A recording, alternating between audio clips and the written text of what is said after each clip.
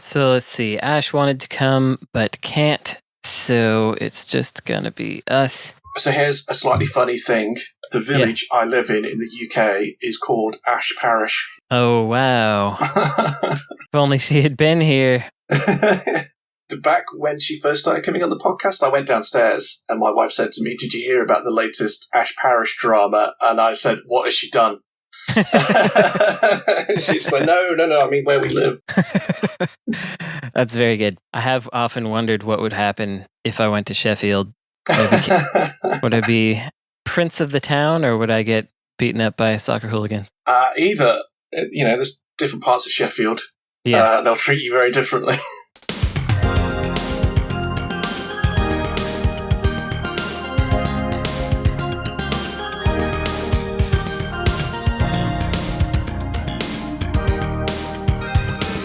Welcome to Insert Credit, the only show where sometimes your editor is moving across the country and your host isn't here, and so you have to impromptu do a fun interview.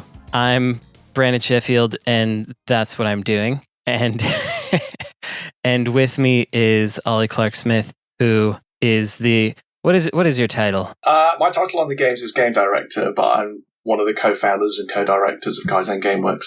Yes. So we're going to be talking about Promise Mascot Agency. We're going to do a kind of design deep discussion. We're also going to probably wind up talking a bit about Paradise Killer along the way. Mm-hmm. And so we should say what this game is for people who haven't played. I would say it's kind of an open world exploration game where you are essentially a car. You're also ostensibly running a mascot agency, and it stars the voice actor of Kazuma Kiryu, Takaya Kuroda, and it's an interesting game with an interesting vibe where you're doing a lot of driving. You essentially are the car, because whenever you have to stop to interact with something, you're doing so from inside the car. There's a character model that exits the car, but you can't control that. And it's got the kind of classic Harvest Moon style vibe of let's renovate this rundown town, but with some kind of spooky weirdness and some mysticism and a little and some Yakuza spiciness, and of course a lot of weird little mascots. So if you've not played it, that's my short assessment of what this game is. Do you have anything to add? No, that pretty much sums it up. The pithy one-liner that I tried to get some traction with was open world mascot management crime drama. But whenever we put that in marketing, people didn't understand what it was, because we weren't using the terms like open world RPG or business management or something. So that kind of died a little bit early on, and we made a joke out of it in some later marketing. But yes, it is very PS2 feeling, I think, is what a lot of people have said about it. Yeah, it's true. And it is hard to make, it's hard to give those kinds of new terms traction. Like if you were trying to write a Japanese back of box description of your game where it's like mascot crime adventure or whatever, it's hard to make those stick outside of there, unfortunately. My theory was that survival horror didn't used to be a term, but then Capcom decided it should be, and if it's good enough for them, it's good enough for me. However, I am not Capcom. I do not have their marketing reach or their money or the success of a Resident Evil. Right. Very few of us do, as it turns out. So something that this game does well is establish vibes. I feel like that's something, like I would say it's from the moment that you're in the car, you have a feeling of distinctive, unusual vibes for the game, which is kind of hard to establish, and it's hard to maintain. You're in your little K truck, and there's kind of like grave / warding signs all around, and you're driving down a road, and the lighting is strange, and then you come upon a giant statue of a tanuki. So how do you go about establishing a vibe? Because I feel like for our game, Demon School, I think the vibe gets established, but I feel like our opening scene doesn't do the very best job of it. And it's a challenging thing to both develop and then maintain. So yeah, if you have got any hot tips? With Paradise Killer and Promise, we both, there's a little text, some screens of text, which gives you very basic setup right at the start, which is always kind of like a last resort, I think. And then we throw you in. So it's not quite a cold open, but it almost is on both games, where we don't have nice intro cutscenes. We have a dialogue system, right? So the cutscenes that are in the game are like very Persona 4 style, where it's like nodes of dialogue. The characters have some kind of fairly basic emote animations, and our cutscenes are fairly rudimentary. So we don't have like the nice, wonderful AAA scene setting cutscenes. So, but I think what works is that it just starts kind of throwing you into it. And with Promised Mascot Agency, the first thing you see is a camera shot of a Yakuza group. It is led by a woman, which is unusual very rare for the Yakuza world. And then behind her, she is flanked by, behind it is Donkey, who is a large thumb mascot smoking a cigar with a gold tooth. And then on her side is the very fashionable Toki, and the player character Michi, who wears a red track jacket and carries a broom to one of the most important meetings of his life. So already, like, we are offsetting what you would expect. Like when a Ryuga Gotoku style game starts, like one of those Yakuza games, we see what we would expect from a Yakuza. Like people in loud shirts, nice kind of cheap suits, and some internal drama.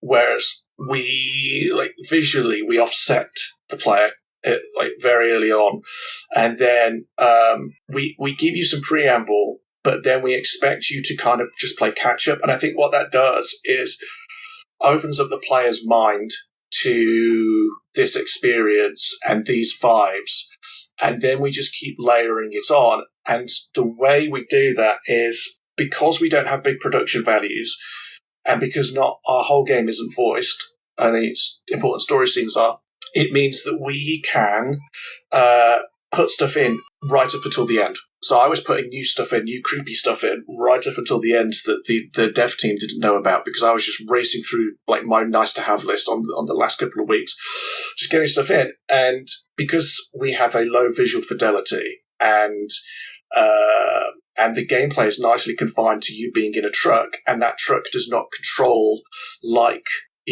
it controls unrealistically. So it kind of, in some ways, it doesn't matter what we put in, because the systems around everything will cope. And that allows us to just keep layering stuff on. And we just do so much like reuse.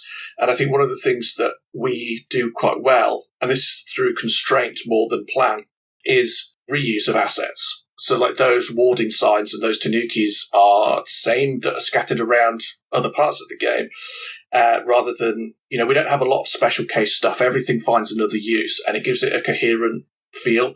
And so it means everywhere you go, you've been offset at the start, but then you adapt to it and kind of get your head into gear with what's going on. And then because we could just take every opportunity to do something weird, not necessarily weird, but to add vibes, then we can. And that our tools are good enough to allow us to keep doing that. So if we want to add in a new bit of dialogue, that takes minutes. If we want to do a new interaction, okay, that takes slightly longer, but it's still relatively easy to do. And it just means that, in Kaizen we have very much, because I'm in charge of so much stuff, and I have a fairly maximalist tendency, that I don't feel bad about just filling the world full of stuff. And contextually, it all ties together and makes sense. So nothing's placed randomly, but it allows me and us to give into any whim that we might have.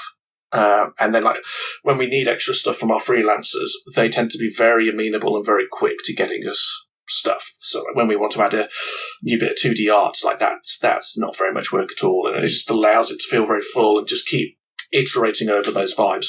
An interesting difference between you and me is I'm also in charge of a lot of stuff, but the only asset that I produce is text. So it's quite a different ask when I want to add a bunch of things, because it has to be basically done by everyone else. So there's a lot more weight and pressure on the ask, because I can move NPCs around. I could do cutscenes, but realistically, all I'm actually adding is text, dialogue, and thoughts and prayers, basically.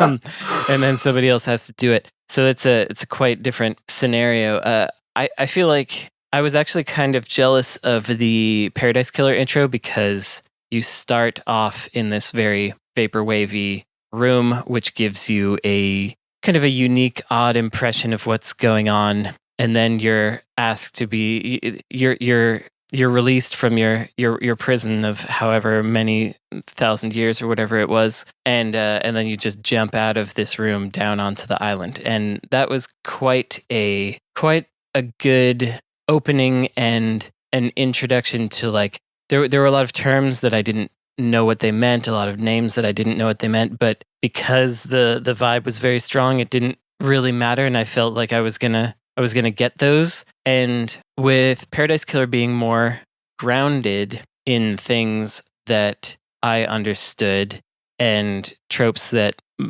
exist more to be subverted, that are more established, I got a little less of that, like the otherworldliness. My expectations were more reality based from the off. So for example, you do start with a 3D model of a character, as mentioned, outside of the car, and so the first thing you see is not what you will be doing. And so I wonder, like, how it's hard to manage player expectations, because it sort of implies you might be able to get out of the car at some point, since you start outside of the car, and then you're in it, and then there's another cutscene where you're outside of the car, and then for most of the rest of the game you're in the car with occasional cutscenes outside. So yeah, it felt like it was going in two directions to me, I guess, if that makes sense. Yeah, it's the game comes together, but it is a sum of a lot of different parts, as every game is, but a lot of those parts are restrictions or desires, and we knew that we wanted to have a big enough open world to, like, capture the sense of being in a town, and we knew we wanted to have, like, going for a drive in an expanse of Japanese countryside, but we knew that we couldn't do both driving and on foot stuff. So we made the decision to go with driving. Ironically, part of that decision was like, well, surely driving is easier than doing on-foot traversal with vaulting, jumping, sprinting, partner AI keeping up with you, all that kind of stuff, and a proper physics simulated truck that can adapt to all the terrain and everything that you do to it in our game was nightmarishly difficult. But so yeah, it sets off this expectation, because I think that's, again, to some of the marketing troubles that we had. People look at it and think that it's a normal open world game, and then you start playing it and you can't get out the truck. You can't do a whole bunch of other stuff. And then the cutscenes are these kind of, people call them visual novels, which really annoys me, because our games are not visual novels. Like, they are more akin to, like, Japanese adventure games in the way that we do our dialogue. And we did have some user test stuff that didn't go so great because of that expectation. And we did some work on that, but it eventually dissipated. And then we've had some feedback on launch, people not really expecting to only be stuck in the car. And speaking specifically to that intro was more in service of the rest of the game than I would have liked it to have been, because we had so much story to set up before we let you loose in the town, that we had to, like, either we needed to make a different story, or, we needed to introduce a whole lot more gameplay and completely rework the intro to make that as harmonious as it would have been nice to have had it be with the rest of the game. Where we landed with it is the intro's a bit too long, sets up some different expectations, but I think what it does do is it gives you a real kind of sense of leaving one type of tone, which is the crime drama, and then going to a new type of tone, which is Japanese Twin Peaks, and constantly saying to the player, like, this is not what you expect, and some different things are going to happen here. Whereas, I played Assassin's Creed Shadows recently, and that game is just the same all the way through, which is fine. That's what they're making. But I'm a big fan of like Acquire and IRM in the PS2 days, and different things happen like every few minutes in those games. Mm-hmm. Not always well, but they always happen, and that's I really like that sense of who knows what is in there. Mm-hmm. Yeah, that's something that I've tried to replicate as well, and like with Demon School. And when it doesn't happen, I find myself very disappointed with the game, and I want to change things. I could feel, and I don't know if this is an incorrect perception, but I could sort of feel with Promise Mascot Agency that you versus Paradise Killer were a bit more constrained by your story, where Paradise Killer, it felt like, in a sense, the game was in service of advancing the story. Like, the things that were exciting were, I've found this new piece of evidence, I'm going to figure out how this relates to the story. And with Promise Mascot Agency, I felt like the story was like boxing you in a little more, and it wound up being, I felt like perhaps you thought the story was more complicated than it was, because there was a lot of reiteration versus Paradise Killer, which was a more complicated story, but was allowed to breathe more and say less. So I'm wondering what happened in there to get you to that point, because it's a very familiar scenario to me, but I don't know if that's exactly what happened. Yeah, well, with Paradise Killer, we wanted it to be completely freeform as much as possible, and our guiding principle with a lot of the design decisions is to not care about the player. It's just like, we give you the setup, like the 10, 15-minute setup at the beginning of PK, and then we just don't care about what you do for the next 12 hours, and then you come to the end of the game when you choose to. And that meant that people, when they were grappling with the story in their head, it was much more, I think, meaningful for some people, because they weren't being driven through the story and were figuring it out themselves. That isn't the game that we wanted to make with PMA. We wanted to go for a more traditional kind of structure to the game, because we wanted it to reach a larger audience than Paradise Killer, and some different type of audience than PK. And it's something we struggled with, because in some ways it's easier. Like, that's one of the big learnings, is that in PK, it was difficult development, but in some ways it was made easier by having a story that you can encounter in any order under the player's own direction and agency, rather than a flowing linear-ish story. And producing any kind of linear story in a game and having like unlocks tied to it, interactions tied to it, changes of the world tied to it, that's just expensive and hard to do, because it requires so much iteration. And so I think our next game will be much more in the Paradise Killer vein, where it is, you just figure it out yourself. Like, we don't care, just like get on with it.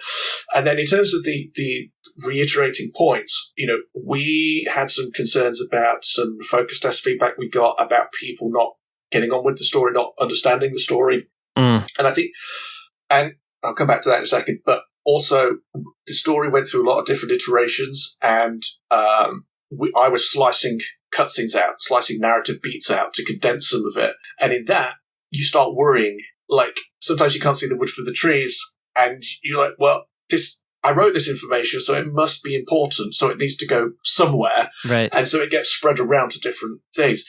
And it ends up being transplanted into different sections of different narrative beats, so that we make sure that like, I hate to design like this, like no player left behind, because I think it's more important that some people do get left behind. But in this case, we thought we were targeting an audience that would have a better time with a more linear flow. And because we were doing so many other stuff, an open world exploration and management sim, a card battler, cutscenes, all this stuff, like, it just became too overwhelming to try and put that into. I would really like to have a go at Promise Mascot Agency with an open-ended story. I think that'd be really fun to do. We wanted to tell more definitive arcs for each of the characters, especially because there's so many characters. And going back to the kind of the focus test stuff, this game was originally supposed to be a 2-year dev cycle, and it took 4.5. So what that means is that we were always showing something to people that we were like, we're going to get this finished in 6 months. And there's no way that we were. You just look at it, there's like no way this game would be finished in 6 months. But people were always reviewing it under different circumstances of, we never presented it as here's a first pass, here's a prototype or whatever. People were feedbacking on stuff, and because we thought that we were going to ship within a certain amount of time, we were then making some panicked fixes to that. Whereas if we'd known straight up that this was going to be a 4.5 year period, I think you would find that the story would flow a lot better. And, a lot of people, I don't want to just dump on the game. A lot of people really do like the story, and it has resonated with a lot of people, and a lot of people had a lot of enjoyment of the story. But it has been clear that what the grand narrative arc of the game is not as enjoyable as the moment-to-moment interactions. Whereas you look at some games and the narrative arc is more enjoyable. And so that's something to take into the next game of where we know we can do interactions well, because that's very quick to do, right? Writing a bit of cutscene dialogue is relatively quick to do compared to planning out the full narrative and executing on that. Yeah, it's interesting, the idea of Paradise Killer's open story being easier, because that would only be true in an open world style game. In any other situation, linear narrative is much easier. And to me, playing Paradise Killer, I was like, how do you make a story like this? I don't know if I could envision how to make a story like this, because I feel the need to explain things. You always want to fight against the urge to explain. Leaving things for the player to figure out is the best, and yet there's just this compulsion to be like, but they gotta know, they gotta know, because there's this other part that's important, and if they don't know, then they won't figure it out. I'm similar in that writing individual interactions is much easier for me than doing an overarching narrative arc. I would say that, in my opinion, for Demon School, the overarching narrative arc is less compelling to me than the character interactions. And yet, because I know about myself that I'm better at character interactions and these kind of smaller narratives, I think there are too many. And you had a little bit of this as well. And it's also the exact same mistake that was made in Indivisible, which I wrote before this. Just like everything has a narrative arc. There's a little shrine that you can drop a coin into, and that has a story arc. And then there's 14 character connections that you can do. Those all have their own arcs. And then there's individual NPCs that have arcs across the day. And there's just no way that you can pay attention to all of that, and you don't need to. But there are times where I'm playing, it's I'll catch an NPC that I didn't catch in the morning, and they'll be saying something, and I'm like, well, clearly this is related to something else. And then it pushes me a little bit out of where I want to be as a player in terms of just now I'm having to think about that instead of just running around and enjoying myself. And you can really get yourself caught up in that with a linear but expanded narrative. And to me, Paradise Killer, with its branching, relatively branching narrative, where it's driven by getting new pieces of evidence or having talked to this character or that character, I was like, this is a whole spreadsheety situation over here that is too much for me to figure out. And you've got your locked room mystery there, and it sparked the imagination, how did this happen? I was quite jealous of that story, because I was compelled and intrigued to know what occurred. And where with a more traditional linear narrative, it's harder to surprise the player, and the story winds up receding to the background in a open world game in favor of those moment to moment interactions, and just doing random things and encountering some weirdo, and that winds up being the compelling part, and it winds up the hangout vibes are what pull you through rather than the story itself. And I feel like that's not a problem. There are plenty of games that we love that are that way.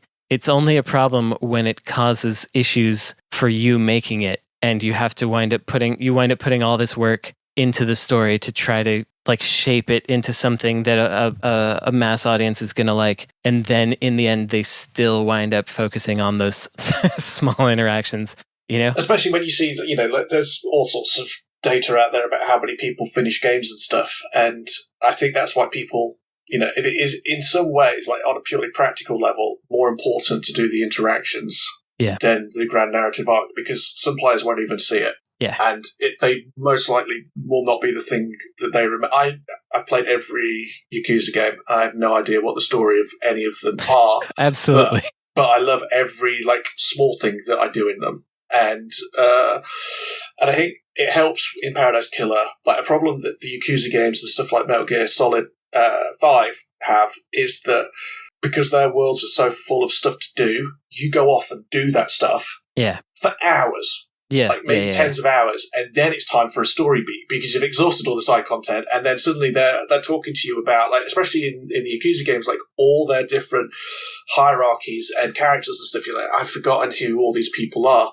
And with PK, it was like there is no other reward, there is no other gameplay than going to find the clues. Like it's, you know, the gameplay is like jumping around an open world and getting some upgrades, whatever, so you can jump faster or better, but there's no mini games. There's no, you know, random battles or anything like that. So interacting with the story is your goal and is your reward. And that makes people engage with it at a much better cadence, and it's that much more important to them because they've chosen to go and engage with it. Whereas in Yakuza, I chose to go and engage with the batting mini game rather than, you know, I ran out of stuff to do, so I was forced to go and see Kashiwagi or whoever. And I think that helps. Yeah, that's also an interesting one for me because I feel like, if anything, we have the opposite problem where there is a lot of stuff to do in Demon School, but you can't be gone for hours away from the main story. But there's a high density of stuff. It just because part of the ethos of the game was to not waste the player's time. Everything that you can do, all the mini games, all the side quests, they're all quite short and snappy. But that means you wind up with like a high volume of stuff really quickly, and then main story. And so, I mean, we'll see how people like it, but we might be better off with more room to breathe ourselves because there's no distance between the things that you can do. You select them all from a map. You can run around in the world within like a screen, but you then just like there's even a map shortcut button. You hit the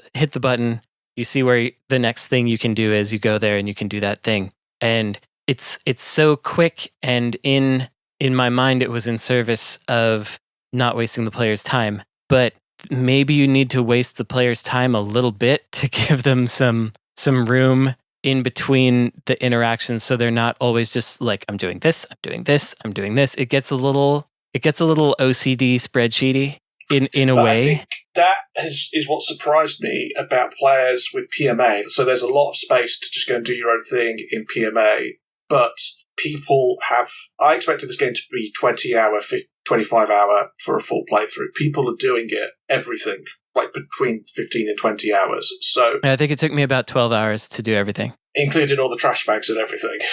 You know, I like to 90-95%, yeah. Yeah. So it's a far shorter game than I expected, and I think that speaks to a modular audience's desire to just do stuff all the time. Yeah. And like when we came out, we were up against the Blueprints, and one of the comparisons I heard is that was rough. I hate it. Yeah. I mean, you know what it's like kind of now. With what you're going through. Yeah, Silk Song des. But at least with Silk Song, like, it's something of a known quantity, right? Like, coming up to release, we didn't know what Blueprints was. Great game, fantastic game, and I'm not dumping on it or anything, but we weren't really aware, because we were so heads down on finishing the game, we weren't aware of the buzz that was picking up around Blueprints. I didn't know it existed, but I did hear that several other games like staggered their releases so that they wouldn't be together, including Blueprints. And unfortunately, you didn't get in that discussion. No, we weren't included on the memo for that. Yeah. Ours was supposed to be the week before, and then Nintendo announced, by the way, we're doing the Switch 2 reveal direct on April 2nd, which was our date. So we bounced it a week, and then we got blueprints. You know what you've talked about on the latest episode about like coverage and mindshare. It just wouldn't be there because people will be talking about exactly mouse controls and Mario Kart. But what people said about blueprints was that, you know, you can have a fairly long session on that and accomplish nothing, whereas you fire up Promise Mascot Agency for 5 minutes and there's always something to do. And that's good and bad, because I think that the way we filled that world full of collectibles was, you know, it's really great for people that enjoy that kind of stuff. But I think it is also, it's like what I refer to as kind of like fallback design. Like Ghostwire Tokyo did this a lot, which I really enjoyed. I love that game. But there's not a lot to it, so they just filled it with stuff to find. Yeah. And that was the same thing that we did, because as long as you've got something that you can walk over and press X on, and then you get a ding-ding-ding, like the player's having a good time, and it's kind of like fallback, almost lazy design, but it works. Well, but I would say you all are better than most at placing things, collectibles, in places that I want to try to get to, and that I do wonder how you approach that, because in Paradise Killer and Promise Mascot Agency, I see a place and I'm like, I bet there's something up there or whatever, and there often is. Or it's like, oh, look at this big empty zone. I bet there's something weird in here. And you're quite good at doing that. I wonder if do you build the map first and then figure out like, oh, this would be a cool place to put stuff? Yeah, we build the map. It's both of the big open worlds. And we build the map and then iterated it. For PMA, we iterated the map over and over again for a couple of years, moving locations around. Like the agency and the town hall stayed in pretty much the same place, but most of the things shifted. Just picking them all up in Unreal and moving them around and hoping you don't forget anything, and dumping them in new spaces. And then once we settled on that, because the collectible stuff is like a tertiary gameplay system, you know, I'm just dragging and dropping Unreal blueprints into the world, and the tools. When we first did like the smashable signs, the tool, Phil, our tech director, expected me to place about maybe 20 of them in the world, and there's between 300 and 400. And so the way the tooling for that worked is that I'd have to place a blueprint, and then I'd have to create a data asset, link it to the blueprint in the world, and then link that data asset to an Unreal Collection asset so that we could track which ones you've done. And as soon as I placed like 5 of them, I was like, this is not going to work at all. So we got the tool redone so that I could just drag and drop stuff. And then once you've done that, you've taken the limiters off, and you can just fly around the entire open world because you've got it all loaded in Unreal, and just ding, ding, ding, ding, ding, ding, ding, ding, ding, which, you know, is good and bad, because it means that no one can stop me. But then it also means that you end up with a total of something like 700 plus collectibles in the whole game. Yeah. One thing that I was not as big a fan of with the collectible situation is it gave me like a second round of things to collect at a certain point, at which point I had already collected everything else pretty much. And so I was like, if I had waited, this would have been a lot more efficient. So what's interesting there is like that speaks to how we perceived the game would be played versus how it ended up being played. And there was a friction between that all the way through development, where we expected it to be a much more chill game, where we expected the player to be doing kind of loops around the island. Like a load of the stuff that was put into the management menu, the pause menu, was originally tied to other locations, because we expected you to be doing these kind of loops around the island. Like, I go out from the agency, I go and do this and this, and then I come back to town and then do this thing that can only be done in town, and then back to the agency. And so that when the second round of collectibles spawned, it was with that in mind, that you would be doing these loops and these kind of little errand runs, which is not how the game ended up being played. And like that was an early system that went in compared to some of the later collectible systems where it was just much more, it's all there, it's everywhere, just go for it. And that tension, like those are the two main tensions that kind of ran through development. Is like, we thought it was a 2-year game, turned into 4.5 years. We thought it would just be a kind of like hangout. I mean, it is a hangout game, but way more chill hangout. Like, we never expected someone to 100% it in like 12 to 15 hours. And it shows that like there was this friction between not just what we thought we were making and what players perceived we were making, but also how we were making it. Whereas if you want it to be a chill game, don't put 700 collectibles in there, because the player is just going to hyperactively collect them. Yeah, it's true. And you can see them all on the map. Another thing that fed from that is in both of these games, Paradise Killer and Promise Mascot Agency, you're quite stingy with fast travel. In Paradise Killer, there's not very many points that you can travel to. And then in Promise Mascot Agency, I had explored the entire island before I unlocked the ability to unlock fast travel. So I was like, I have to now figure out where all those phone booths that I looked at but couldn't interact with before are now if I want to be more efficient around here. So, what's the idea behind that? Or is that I feel that I am being forced to put fast travel in because it's what people want, rather than because it's a good idea. I would prefer it if games did not have fast travel, and because in PK and PMA, we give you enough tools to be able to traverse the world very quickly, and it is still quicker to fast travel. But because we live in this world of people being angry online and giving you crap online, whether it's over social networks or Steam forums, if a feature that they perceive should be in the game is not in the game, it's like I feel that I'm forced to add it in when I don't want it in there. So I do it in the kind of a petulant way. I see. Yeah, I guess I feel like you should just stick to your guns then. Because I can feel that tension in there, because obviously it's, in Paradise Killer, it's not that useful most of the time. Sometimes it is, but and in Promise Mascot Agency, I was like a couple hours from done, maybe 1 hour from done by the time I got fast travel, and it felt like it would have been useful to me at a time, but it not existing probably would have been better.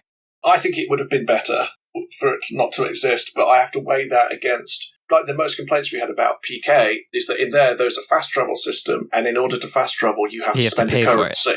Yeah. And there is not an infinite amount of currency, but there is way more currency in the game than you will ever need to spend on anything in it. But players weren't to know that, right? That's not on them to know. And so people were complaining that they were having to spend currency to fast travel. But if you've played a game before, you know that you have more currency than you'll ever need in any game. So people don't trust. They don't trust. Yeah, and they don't want to spend it. It's like the same. No one wants to spend their plus strength potions in a game because who knows? I'll never use it. And so, it's. In some ways, it's just easier to just put it in so that I then don't have to deal with it on the flip side. Yeah, I feel like the thing to do would be go either way. Either make it easy and give it to you, or keep it out. But I was talked down from putting it on the very far edge of the island and making it cost 1 million yen. I took it down to something like 20,000 or something yen. But I made it intentionally obnoxious. And for our new game, I don't know if we'll have fast travel or not, because one of the core mechanics is traversing back across the world. And that sounds scary, but it's not one of those, End of Zelda, you need to go and find all the 4 items of whatever to unlock the final door or whatever. It's better designed in some ways, and I don't think fast travel is necessary, but I know people are going to whine. Just like Dragon's Dogma 2, they made a game around not having fast travel, but then they had one type of fast traveling almost as a concession, and that dominated some of the discourse around it. And I just hate it. I hate all this online stuff. Do not have opinions about video games online. Yes. So I found the running of the mascot agency to be quite light touch, and that was interesting to me because it's a large portion of the game mindshare wise, but in terms of interacting with it, it's a very small part of what I do, and it's not complex. I'm pretty much choosing jobs and sending mascots there, and then occasionally I will help them if they're in trouble. So yeah, did you struggle with how to present that and how deep to go, or was that always the intention, or how did that work for you? We never wanted to do like a full-blown management simulation. That's not what we wanted to do. So it was one of our philosophies as a studio is we let the game reveal itself to us, and that's good and bad, because sometimes that can go really well. Other times it kind of masks naivety and bravado, and over time, like, there are still vestiges of a more complex management system in the code, but we just disabled a whole bunch of stuff because we reacted to how players were engaging with the game, and players were having more fun being out and about in the world, interacting with people, than being in menus. So, like, some financial menus got disabled, a whole calendar appointment system where you would assign mascots to days rather than just immediately sending them out on jobs got disabled. And then a loan system got disabled. So there was more stuff in there, but just it was not what the game needed to be. And we always started out, like, the concept originally came from our art director, Rachel, who wanted to make like a Kairosoft style game. But then we wanted to do a big open world thing. And so those games they're a deeper management sim than our game, but they're still not the deepest. And so we started there and then kind of let the game reveal itself as to what that balance should be. And one of the things that we do is that everything in the game affects the simulation in some way. Whether it's fishing for items, well, that item is potentially going to save a mascot who's in trouble and get you a better result in the simulation, or smashing a billboard is going to get you more fans, which will unlock more stuff in the simulation.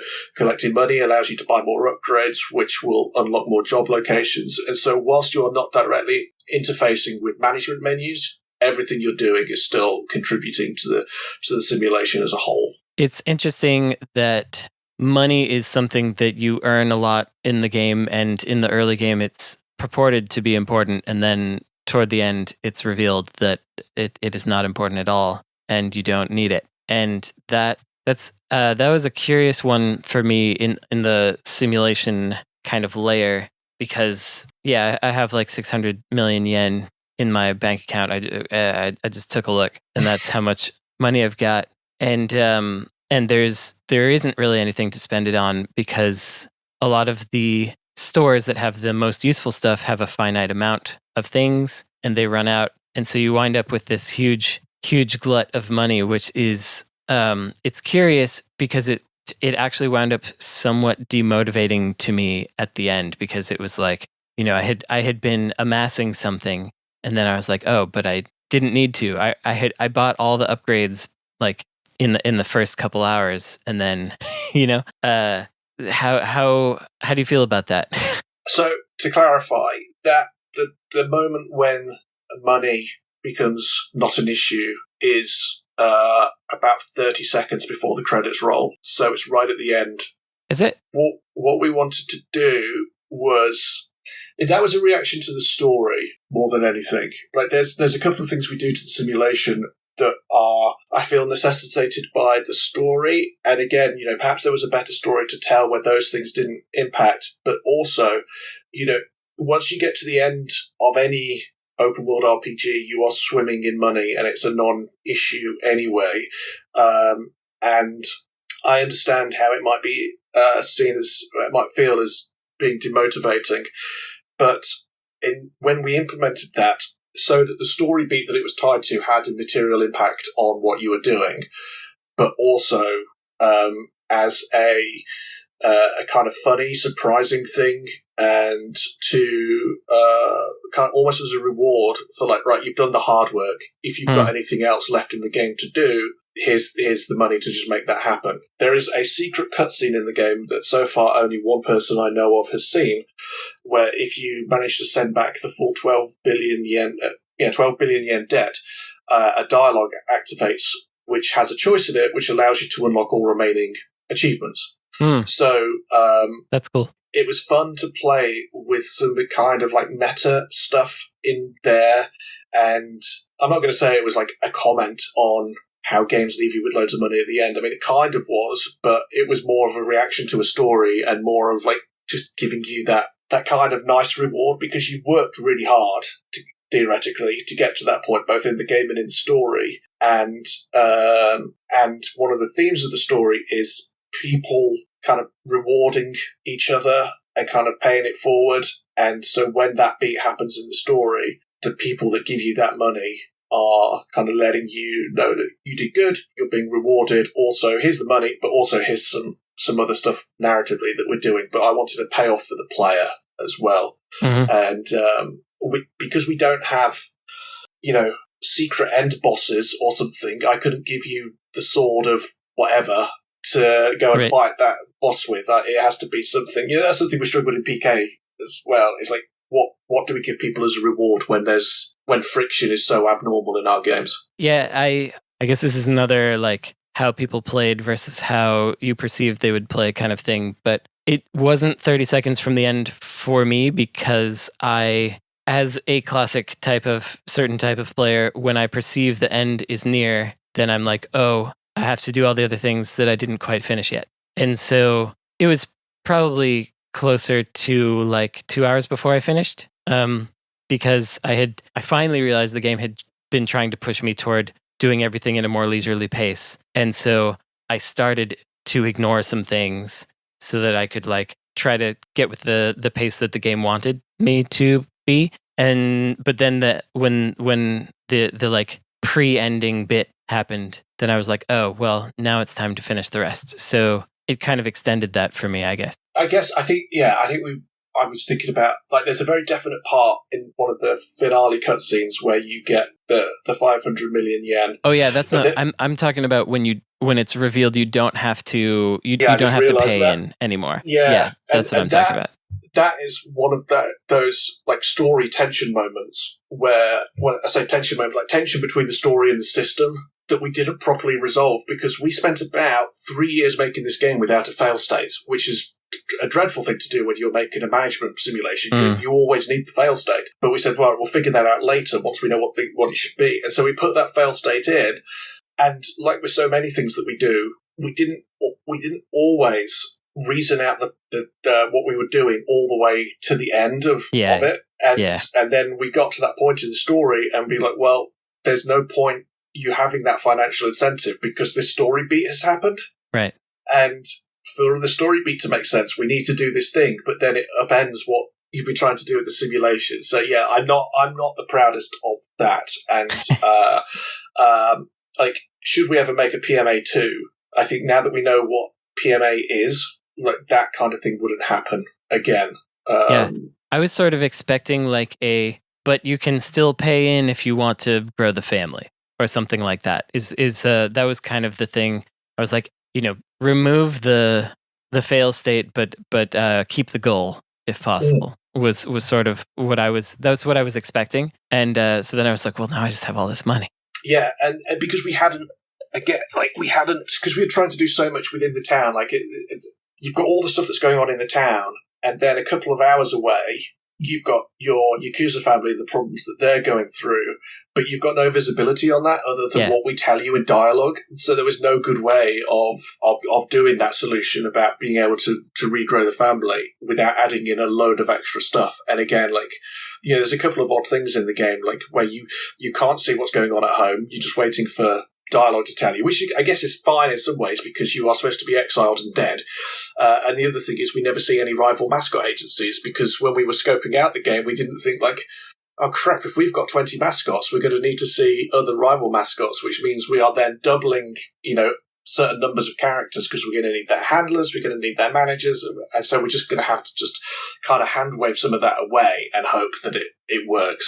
Yeah. The mascot events, you made quite a few of them to where I didn't see very many repeat even, at least not like same character, same location. And I was talking to you a bit about this like a few months ago. I felt like you had made these efficiently because it was like a simple setup. You put the mascot in there, but then you were telling me that it wasn't simple and it was ages of work. So I'm curious about that because from the exterior, it looked like, okay, you've got these you have simple scenarios for the mascots to get stuck in where they need your help.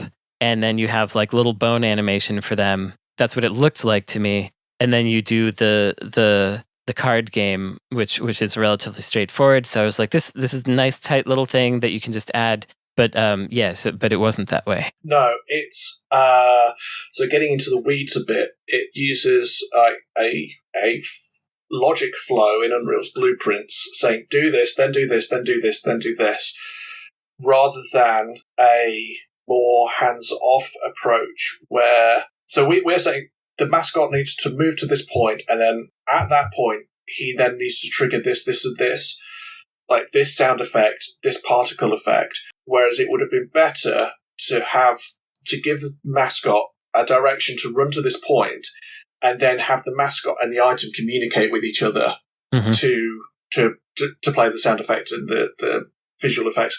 But we didn't have that because we don't use that anywhere else. And we built this thing. These mascot events came together in about the last 18 months because there'd been a number of different iterations of the mascot events, and they'd all been bad. Like, the gameplay was bad, the setup was bad, the authoring was bad. And then we got to this one, and it was good, and it just means that the tools didn't have any time to mature for them. In terms of doing the work, I was used to that because that's how we built a lot of Until Dawn when I was at Supermassive, was these heinous logic flows, which triggered stuff. But it meant that it was very hard to iterate. And getting very into the weeds, the camera system inside them cannot be previewed in Unreal because you can't preview cameras in blueprints. So I was doing it blind. So I have to make a camera change, then tell the game to run.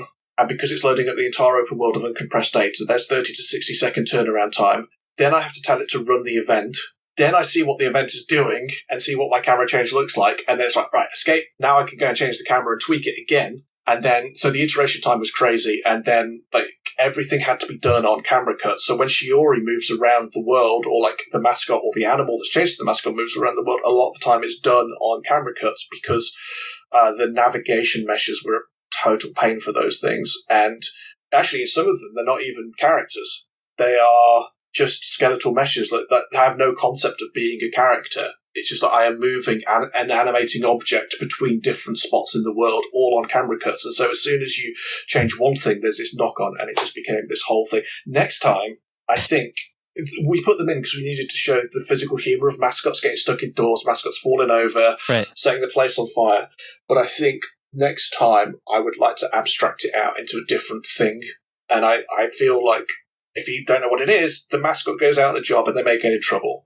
And when they get in trouble, like, they'll get stuck in a door, and then you have to play this simple card game of hero cards to help them out and to defeat the obstacle. Like, the obstacle, the door that's too narrow has a life bar, and you play mascot hero cards to reduce the life bar down. And I think what would be more fun and easy and more fun for me to make would be some kind of like 3 versus 3, 4 versus 4 JRPG system. You know, like, abstract it out into just like a row of dudes versus a door and with a life bar, and then you're giving commands and stuff. And it doesn't need to be in depth because it's just a bit of friction for the player, but it would not be a nightmare to set up, and we'd be able to have more variety and do weirder things, especially like when I look at stuff that Demon School's doing with the battle system, and it is in obviously no means easy to do what you do, but because you've got this purely systemic like grid system, you're doing some really interesting stuff with like the combos and positioning and,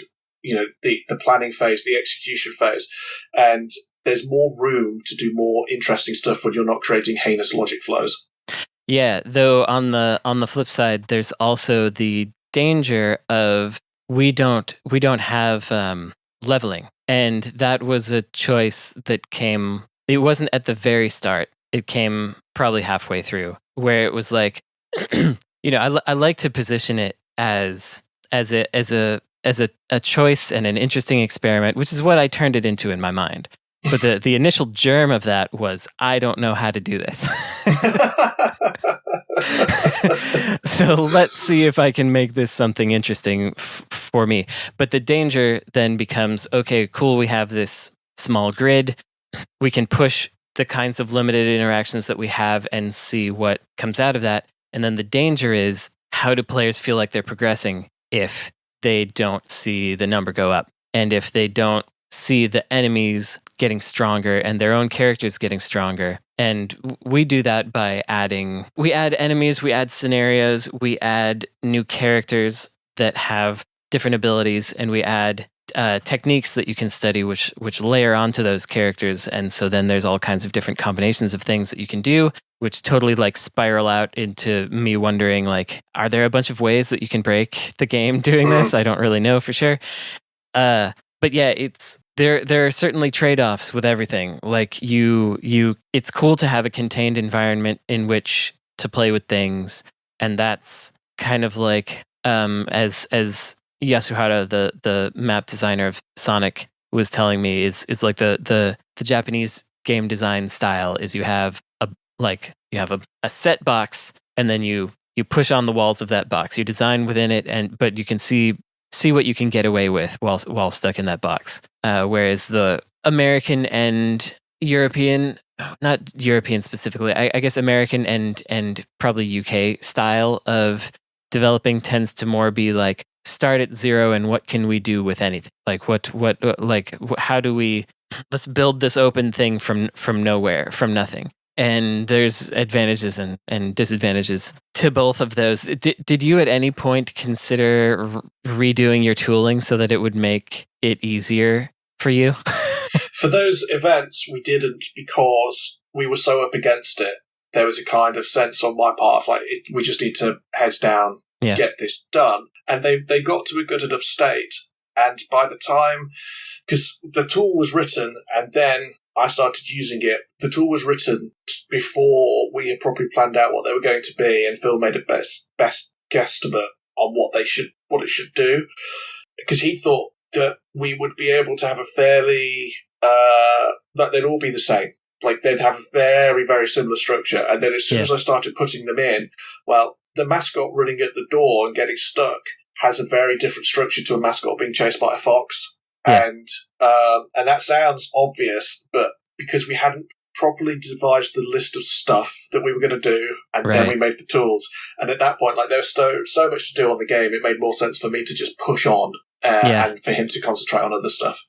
And that winds up being a problem that I have, because I'm essentially a non-technical person. Sometimes when I devise something, it sounds to me like something that's easy to do, that's similar to other things that we've done. And then I come to realize that I'm asking for something bespoke. We've had that. Yeah, that I didn't realize was bespoke. And so there's like one type of minigame in the game where it has to have a unique notification structure, because it's the only thing in the game where you like get a quest and then you have to do 3 other things. That's a very simple, straightforward type of quest, but we didn't have those before. And there's only one that ever does it. And you know, like, why did I do that? Well, it's too late. We already started making it. It's already happening.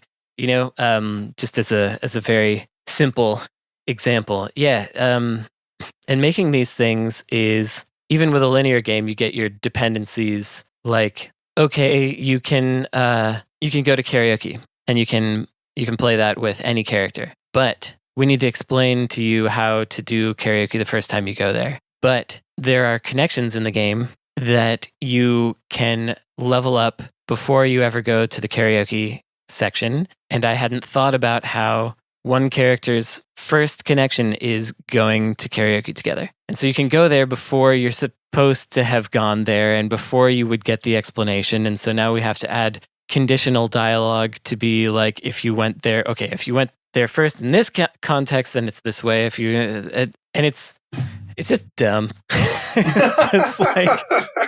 it's like if you don't plan this stuff out properly, it's like, okay, I just create a labyrinth for myself and others, and why? But it winds up like, you sometimes with that you wind up in a good spot, and people who notice that sort of thing will be like, oh, that's clever. But for the most part, it's mostly creating a headache just for yourself, just a little personal little problem that you made. Yeah, and depending on how you work as well, like when you said earlier that PK felt like a big old spreadsheet kind of game story to write, there wasn't any planning or spreadsheets or documentation. If I got put into the hospital, that game could not be finished because it was all in my head. And whenever we would add a bit of lore or change a bit of dialogue, I would have to go through my head, calculate, think about the 500 dialogue files we've got and which ones need fixing.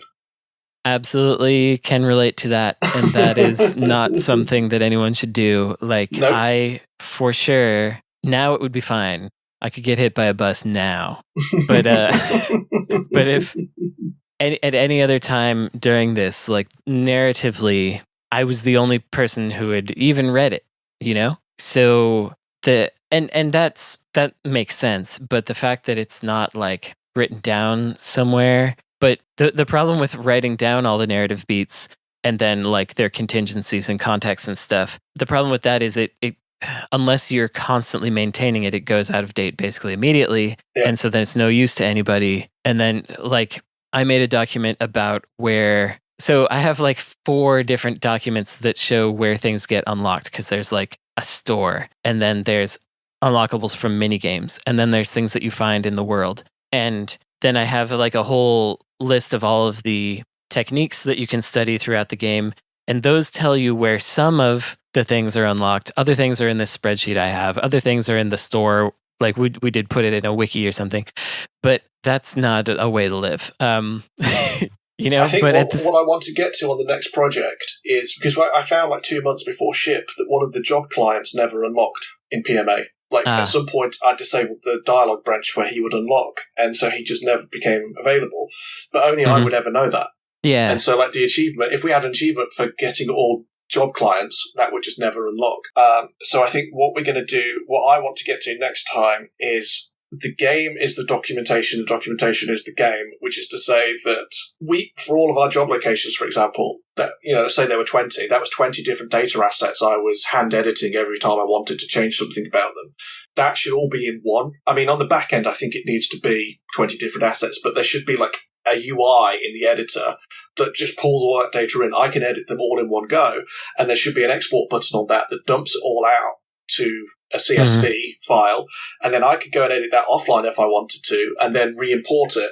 And then that documentation is then readable by our QA person, because our QA person didn't find that this job client could never be unlocked because she'd never been told. Yeah. There was no documentation to tell her that this job client should unlock. So hopefully we're going to do That's that. One of the big challenges is we do have QA going on as well, and there's a lot that they can't find because they don't know it exists, and they don't know whether it exists. They don't know where it might exist, and unless they know to ask, I can't tell them.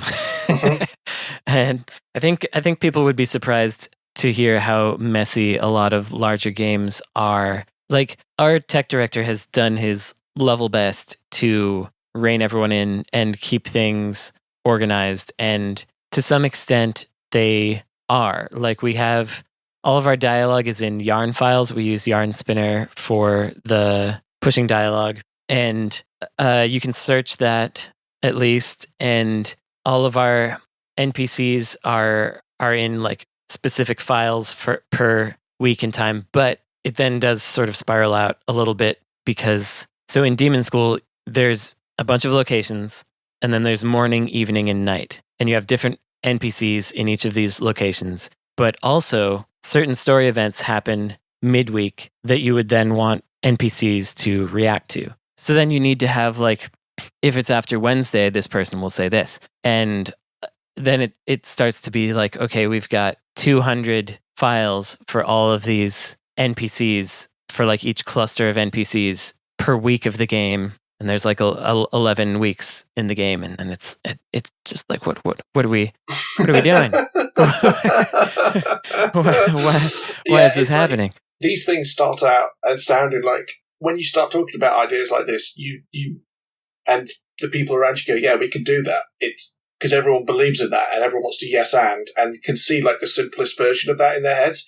But then as soon as the rubber hits the road, all the other things that you don't realize, especially if you're making an RPG or something where things are done in different order and you're not just pushing people between cutscenes. Yeah, Yeah, and you wind up making a simple sounding decision like, wouldn't it be cool if you could level up relationships between characters that aren't the main character? And I'll just write a couple lines of dialogue for each interaction. And then you realize that you've got 14 characters and plan it out. And that turns out to be like, okay, now today I have to come up with 200 individual conversations for these characters to have. And it's like, will anyone care? They might care a little bit, but so many small decisions that I make result in, okay, now I have to come up with hundreds of ideas. And yeah. And then when you play through the game and think, is there too much in here? Then you start to feel like maybe you've owned yourself and everyone else by doing But then this. you might have gone too far down the path to pull back from that, and you can't extract some of that. It's like, okay, well, it's localized now. Yeah. You know, like I've not going to not put it in the game. Yeah, I went through and we got our localization back, and I went through and trimmed down the intro and just disconnected a bunch of dialogue nodes to make all the cutscenes at the beginning shorter. And then Surumi-san, the Japanese localizer, played the build. He was like, you can't do that, because in English that made sense, but I've put connecting words between different dialogue nodes. Right. And so at that point I was like, well, the thing that everyone says is too long in the game that I thought I was going to get a chance to shorten just before ship is now set in stone. Yeah, it's classic stuff. Speaking of which, I'm curious what how did Ikumi help with the game? So we started this. We signed this midway through 2020, and at that point, she had just left Tango and had presumably done her X number of months where she wasn't allowed to work for another studio that they have in Japanese game contracts. And her agent was looking for collaborations before Ikumi started her studio. Mm-hmm. And so because this was funded by Kowloon, which is part of Kepler, they were in contact, and we got an email one day saying, do you want to work with Ikumi Nakamura? And of course we said yes, but we had nothing to give her. We hadn't started. Rachel and I were on holiday, and Rachel's our art director, and we hadn't planned anything. And we got this email, and we said, okay, let's go. So because we knew that we're a bunch of Westerners, and we knew that we needed to have Japanese collaborators to work on the game with, but we hadn't got that in place yet, and it was something that Kowloon were very concerned about, quite rightly. Mm-hmm. And so when this opportunity came up, it was like this perfect one to jump on. And she and her concept artist, Mai Matari,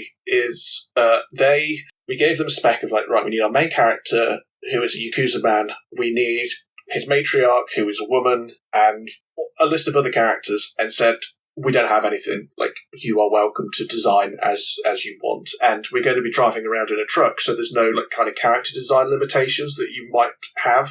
So like Michi, our character, wears a track jacket over his shoulders, not over his arms, over his shoulders. And like that would cause a problem in like an action game or something, just animating that or physicsing that. So she had like a blank slate. And so she did our art Bible, which was however many 100 pages long of character designs, location suggestions, logo ideas, UI ideas, explanations of some cultural stuff, sketches for all the mascots, finished concept art after some back and forth for our main characters, and there's sketches for all the NPCs. And then for the first few months of dev, we sent her stuff, and so that she could say yes or no, or suggest improvements or iterate on stuff.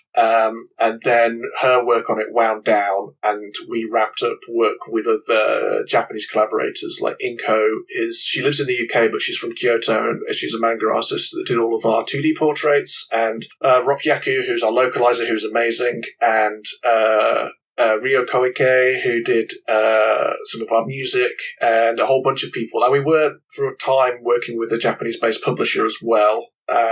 So we kind of flooded the team in a way with people from Japan to put their stuff in it, their own culture. And like we like Japan. We've been there a few times. We consider ourselves, somewhat knowledgeable about Japanese culture, but the stuff that you obviously get back from a native is wildly more in depth and interesting. Like Tofu, one of our lead mascots, he was based around Japanese internet slang tofu mental, which is a derogatory term for people that suffer with the mental health, and we would never have got there. So we got all of these really amazing kind of cultural insights from Ikumi and Mai and everyone that worked on it. And then we went out to see Ikumi and Mai and showed them the game, but they are deep in Kemery, their action game. They did some new heroes for us. We were originally going to sell a pack of heroes as extra DLC, and they did the art for that, but we decided not long before we shipped that we'd just roll it in as part of the full game. And they set us on the path with lots of stuff, which was... When we started this, we said we were going to have a Yakuza man as the main character. I could never... But it's in my head was Kiryu. I could only ever see a dude in a suit in our game. And then when Michi comes back with flip-flops, a track jacket and a broom, good, finally. We don't need to worry about finding our voice and style. We've got it figured out. And then it did wind up being Takaya Kuroda, the voice actor of Kiryu. How was working with him? Because interestingly, I guess I have two questions about it. One is, I'm curious how Japanese voice actor writes for a Western game, because Japanese voice actor rights are complicated. And the other question is, how was it working with him? Because there are parts of that game where I can feel that he's into it, and there are parts of that game where it sounds like he's reading it from a page for the first time. So I wasn't involved with any of that because we handed it all over to Surumi-san, who is a long-time veteran of localization. We were originally going to work with another company, but they couldn't take it on, so they suggested work with Surumi-san, and he used to work at Sony as a producer on a bunch of games, and then went into localization, and he has directed voice casts before. So we just gave him all of the text and said, these are the bits that are going to be voiced, and then he went off and found all of our voice actors. He worked with Kure-san at Xenorex, and we just got files back one day. I said, he said, are we going to do any auditions? And I said, I think we should do auditions for Michi and a couple of the other main characters. And then the files I got back were Takaya Kuroda and some others, but we didn't even ask. That wasn't people think that we asked because we're a Yakuza-style game, so we wanted him. His agent just saw a casting call for a Yakuza man, and he turned up. And then the game is set in Kyushu, which has a different dialect to Tokyo, where he's from, I believe. And so we had a dialect supervisor working on the script, but also helping with the voice recording. And he was having to learn a Kyushu dialect on the fly. And so some of those lines are delivered really well because they don't require too much dialect. Other times he is somewhat struggling with having to do the correct dialect. I mean, I can't tell, obviously. I don't speak the Kyushu dialect, and I don't speak a Tokyo dialect to be able to notice the difference. But I would put that down to that. I also know we did it over several sessions, so maybe I'm not accusing Takaya Kuroda of this, but a previous game I worked on had Mickey Rourke in it. He turned up and only recorded half the script because he was bored and drunk, and then he just left. And no one felt that they could say no to Mickey Rourke, so we then had to work with whatever we had left. So we all have good and bad days, and that might have been what happened.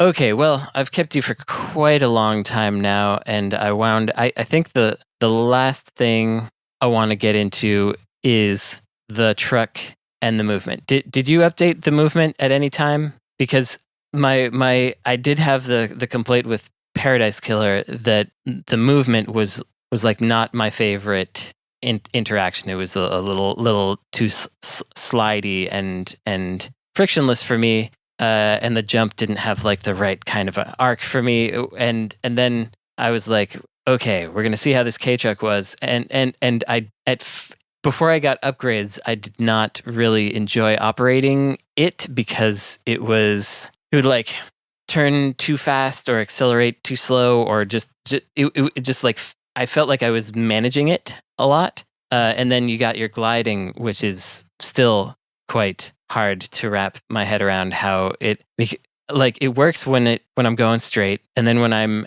turning, sometimes I'll get into a situation where like nothing seems to make me level or turn and I don't understand what state I've gotten into. So it's my one complaint with both games, and it's curious to me because I like both games and they're both exploration based, but the movement doesn't move me. So but I tried it again yesterday right before coming on here, and it felt better. So I don't know if my brain changed or if you changed it. We didn't change it. We might have fixed some bugs, but we didn't change anything core to it. So the way we approached it was with Paradise Killer. My philosophy was never to try and create like a perfect control scheme. Like, I don't think I've got that skill. When I say control scheme, I mean like movement system. Like, I don't think I've got that skill in me. And when you look at something like Celeste, you know, like that game controls so well, but because we're trying to do so many other things with so many different aspects of the game, I don't feel that I have the time to dedicate to like just the movement, which sounds bad because it's everything, right? You know, yeah, like it's what you're doing the most. If the movement is bad, then the game is bad. But so what we went for was my original spec for the K-Truck was it should feel like a Ridge Racer car, because I wanted that level of precision and handling and responsiveness. But that's not the game we were making. Ridge Racer's a race, tarmac road game, and we are doing hills and forests and beaches and rivers. So we ended up approaching it as a kind of let's try and make it feel like an old beaten up truck that's struggling. And so that's why you get some slow acceleration to begin with, and the cornering feels weird because, whether or not it's realistic for those trucks, we wanted it to feel like, you are struggling with this truck. Yeah. And that's a very difficult line to tread, because should the player ever struggle with their movement? Probably not. But, otherwise we're not selling this feeling of being in a truck. And then we just kept layering iterations over the top of it, because we've got to do all the off-road stuff. We've got to do recovery. We don't let you land on the roof of the truck, or if we do, then it gets flipped over. So we're doing a lot of physics stuff to work out how you're falling through the air, what you're likely to land on, how to write the truck itself, and because you've only got one truck, like in GTA, you flip your car over, just go and steal another car. We can't do that. And we don't want to, we have a respawn button, respawn command in the menu, but we didn't want to rely on that. So my philosophy of it was this just needs to iterate as the game reveals itself and as we put stuff in the game, because it wasn't necessarily elegantly designed in terms of, we said we want to have a truck, but then I've got to introduce a mountain. Really, it should have been a more suburban street style environment, so that we're not asking you to do off-road stuff. But then my kind of philosophy with it is we always want mastery in our games. We always want the player to master the movement in our games, but that doesn't mean it has to be, Celeste or Mario 64 levels of quality. It has to have texture and interest. And I like a great number of games that are unconventional with their movement and take some mastery, but you're not mastering something that's perfect. You're mastering something that's got a lot of texture to it and learning to appreciate it. And I know that you've had a discussion on the podcast before about bumpy trot and not enjoying how any of that moves, which prevents you from enjoying it. Whereas I quite liked how that moved, and it's trying to find something that fits all of these tastes, right? Someone that wants absolute responsiveness and kind of the perfect driving controls, with people that want to control this more like a character. But then somewhere between that, we have to be able to do the off-road stuff and glide and go into the water and ram stuff and all of that. Yeah, I think the struggle was, again, the tension between the game intended and the game that was played, where I did not gain access to upgrades for quite some time, and so I spent a lot of time puttering around the island in the version of the truck that was not designed to feel very good. And so I'm like slowly getting up these mountains, and I'm like, okay. And I wasn't. That was like too much friction to me in those moments. Rather than experiencing the hangout of like driving through the countryside, I was like, is it going to be worth getting up here at this point? Maybe I should go somewhere else. Well, and that's another part of the development friction where the island was too big, so we reduced the size of it. But then in order to make sure there was enough room between those spaces, some of those hills had to become very like winding, steep hills. Yeah, I see. And so that, again, it's all of these tensions between these different parts of the game development, the game we wanted to make, and the different constituent parts of it. Like, it is not... I've never wanted to make an elegantly designed game, but I do think the PMA could step a little further towards a bit more elegance. And like charm and soul and texture gets you, quite a distance with the right kind of person, but at some point it will not. Yeah. It's interesting to hear you talk about, wanting to make a PS2-ish game, wanting to make something with certain kinds of sort of floppy friction in them, and at the same time hoping that Promise Mascot Agency, a game about a Yakuza running a strange mascot agency, was going to be of wider appeal than Paradise Killer. It was an interesting viewpoint that you took there. I think it's successful in a lot of ways, perhaps not in the way of appealing to a wider audience, but I think appealing to a niche audience that then evangelizes your game it's a good way to live, my opinion. So we wanted to appeal to a slightly wider audience in order to keep the lights on at the studio, right? Like, the two goals of Kaizen was to make cool stuff and stay open. Of course. And we have been fortunate that my core belief was, so long as we make something good, there will be a future for us. Mm-hmm. Commercially, it has done well. It cost more money to make than was originally planned. So, our financials are looking good, but not where they could be. But critically, it has done very well. And that has opened doors to the future. And we are working on something now without any funding so that we can pitch it. And the conversations we've had around that have been very, very good. But like, that is not something you can bank on, and it is not something that you should be planning for. And when we made PK, we said, well, this is our only opportunity, so let's just do whatever we want and hope for the best. This time, we was like, well, we want to do something bigger and better and hopefully gain more appeal, but still, I was not able to get out of my way to make that game. And I think there's two versions of Promise Mascot Agency that could be made, and there's our game, which is this kind of weird, slightly floppy, slightly grotesque, bizarre thing. And then there's like a much more polished, like Yokai Watch quality of experience or something, and which would have done, potentially like, stratospheric levels of business or something. That is not what we've made, but at least it has hopefully paved the way for the future, because it has set us up critically. Because I do think the absolute core philosophy of video games that will never go away was established in the PS1 and PS2 era, and those third-person action games that were made around then, we are still iterating on those concepts now. Mm-hmm. And I still think when people think about what game do I want to play, like one of the big games of this year is Silent Hill F, which is that's looks like a PS2 game in terms of what it's trying to achieve. Like, quality-wise, it looks amazing, but in its ambition, it looks like a PS2 game.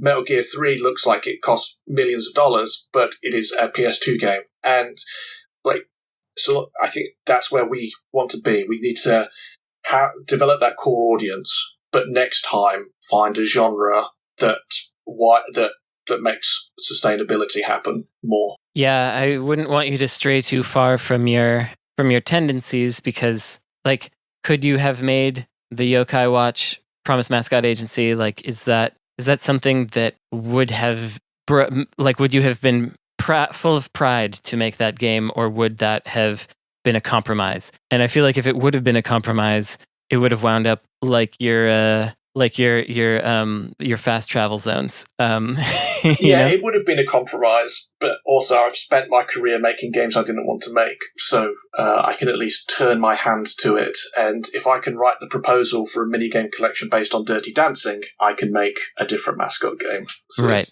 I think it's a little different directing it from your brain than working on it. Yeah, absolutely. It would have been difficult. It would not be the thing we wanted to make. However much I do love Yoko Watch, but so I'm glad we got to do what we did. And if the studio closes tomorrow, bummer. But at least we made PK and PMA, and those are two weird cult hit games that people will remember. So yeah, absolutely. Well, thanks for joining. It's been fun talking about stuff. This has been a weird episode of Insert Credit. Next week, thank you very much for having me. Might be a normal one. Maybe it won't.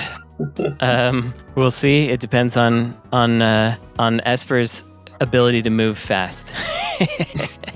Literally move to a new state. So yes. Anything you wanna plug before you go? Please buy Promise Mascot Agency and Paradise Killer on Steam, PS5, Switch, and Xbox. Wishlist it if you want to. It'll be on sale at some point. And hopefully you enjoy it. And if you do enjoy it, let us know. Yeah, that's right. Okay, this has been a weird episode of Insert Credit. You can support us on Patreon, patreon.com/insertcredit. You can talk to us on the forums if you want to talk about details of game design of very specific video games. Forums.insertcredit.com. That's it. I'm Brandon Sheffield. I'm Ollie Clarke Smith. And I guess your game has now been saved. Oh, wait, no. Before your game has been saved, music by Kurt Feldman, edited by Esper Quinn. The end. Bye-bye. Bye-bye. Bye forever, I think is the Gaiden way of signing off. Bye forever.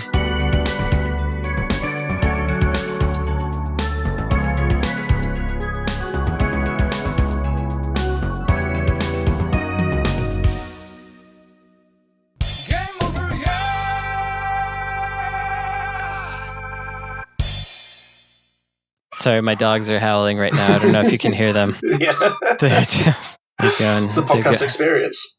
Yeah, they're going nuts over there. I'm just gonna pause until they maybe stop because I wanted to wrap up, but it's not really the best sonic environment for that. Okay, doggies. Can you hear them? Yeah. Yeah. Okay. All right. We've calmed down now.